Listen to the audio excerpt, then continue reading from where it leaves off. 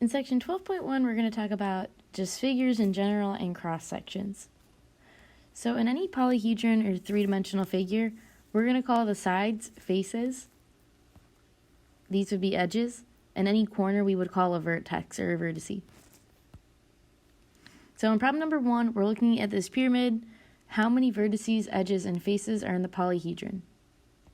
So for vertices, those are usually the easiest. We'll start with those. We had D, E, F, G, and H. So we have 5 total.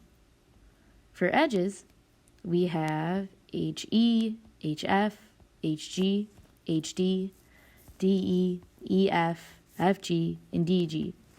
So 8 total. Finally, talking about faces, we have triangle HGF, triangle HDG, triangle DEH, triangle HEF, and finally the base is quadrilateral DEFG, so 5 total again.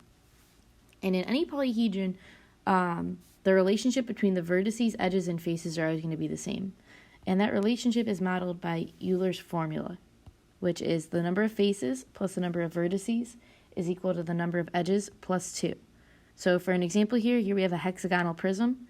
We have 8 faces, 12 vertices, and 18 edges. So if we want to see if that formula works, 8 plus 12 is equal to 18 plus 2.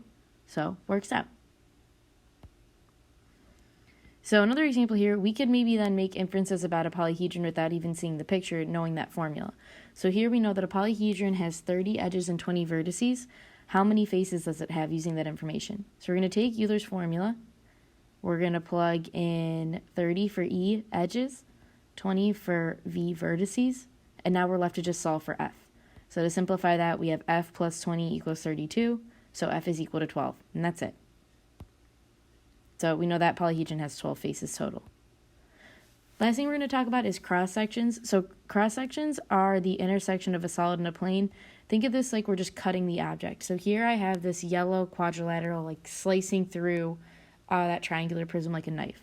The cross-section would be the new face that's made, or the shape of that new face. So here we could see that that shape of the cross-section would be a triangle. Something to notice though is that the angle at which I cut that shape, the cross-section might be different.